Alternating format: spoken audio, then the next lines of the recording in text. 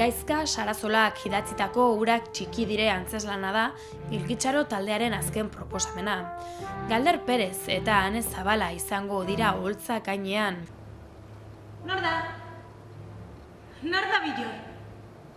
Nor da? Arrotza bere etzean. Eta gero denak joaten diri.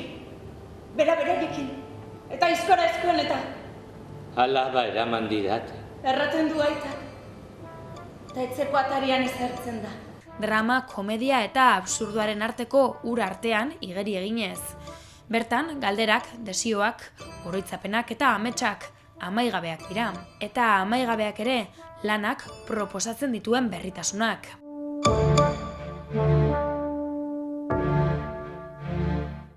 Guretzako dana berria da, ez? Gu testuaren egileak izatea berria da. Eta drama surrealista moduko bat egitea edo tragikomedia egitea ere guretzako berria da. Eta zu? La mia?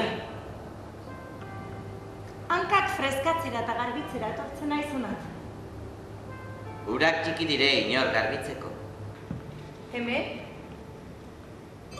Bero honekin eta gabardinarekin? Inoiz ez dakigu euria noiz eginen duen.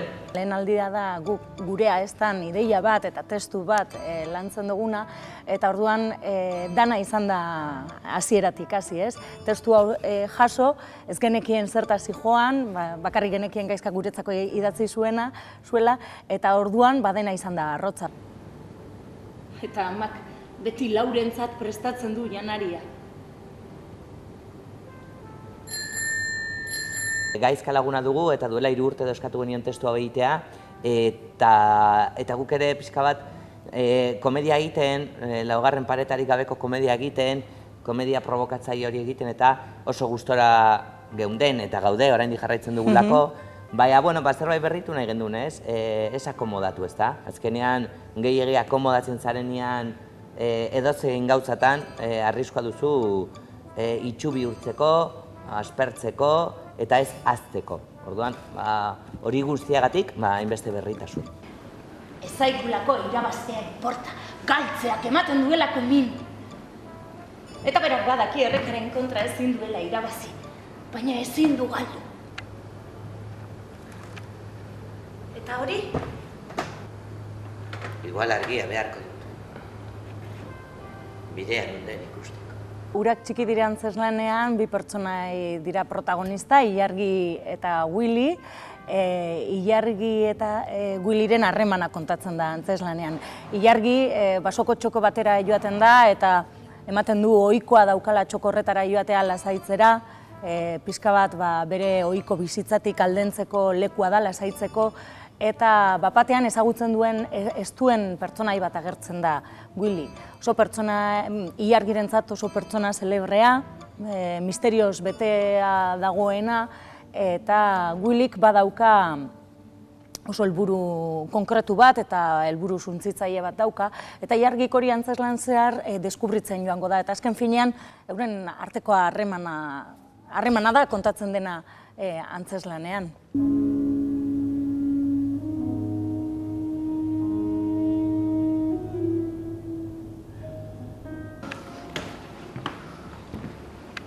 Sokatu botoiari! Oraindik ez. Sokatu botoiari eta kabo!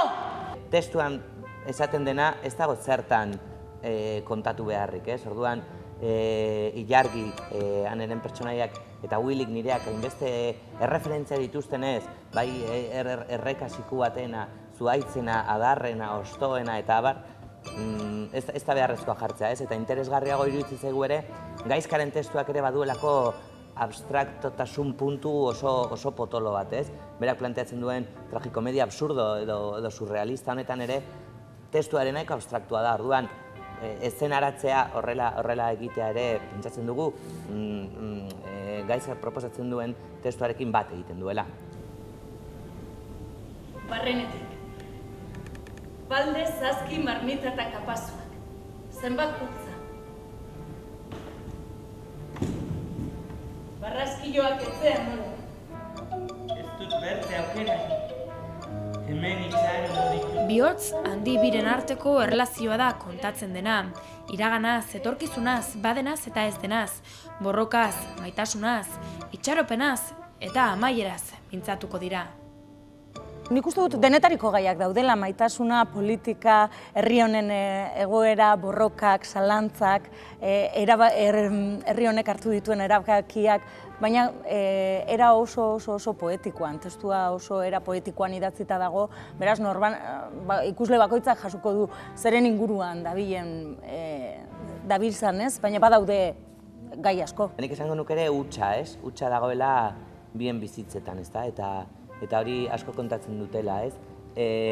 Ilargik esate baterako badauka bizipoz bat, edo oso indartsua dena gainera, eta Willyk ordea daukana da zalantza etengabe bat, ez? Eta Letek esaten duen esaldi polita hori, ez? Jakintsuagotzen gaituen zalantza etengabea eta, ez? Eta orduan antzezlana ere ardatz horren inguruan dago behin da berriz.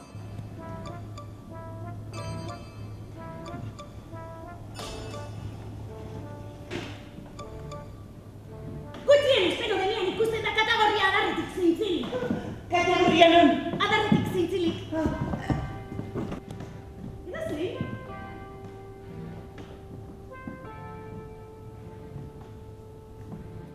Hasieran hasi ginenean, 83an, ze jende freskoa eta ze naturala eta ez. Eta kontua zen, ausartak edo ginena, baina ez jakintasunak ematen duen ausardia zan hori, ez? Eta gero, oso ondo pasatzen genuen, eta lan politak egin gendu zen, bai. Eta gero denborarekin, ikasten joan gara, asko gainera, saiatu gara, ikasteko gehiago daukagu oraindik, ikasitakoa baino gehiago, baina pila bat aldatu taldea, lehen kolektiboan 11 lagun inguru ibiltzen ginean, 11, 12, 13 boladaka, eskenatokian egoten ginean... 7, 8, eta orain 4 bat lagun gabiltza Gilkitzaron, baina horren beste ez gara aldatu, Deustuko herriberan gaude, Pabelloi 6 aretoan, duela 20 urte hemen hasi ginen. Ez exactamente leku honetan, baina hemen inguruan. Da, egia. Zikloa itxiz, urak txiki dire antzeslana Bilboko Pabellon 6 aretoan estrenatu zuen Gilkitzarok. Bertan argitu zuten zein den Willyren sekretua. Guk badakigu orain zuen txanda da. Noren sekretua? Nere sekretua. Zu eta nor gehiagorena. Neria bakarrik. Norbaiti kontatu beharra diozu. Psikologoari bederen. Bertzela ez da sekretua. Izanen da ideia bat. Izanen da horretzaten bat. Izanen da pentsamendu bat. Izanen da beldur bat. Izanen da amets bat. Baina ez sekretua.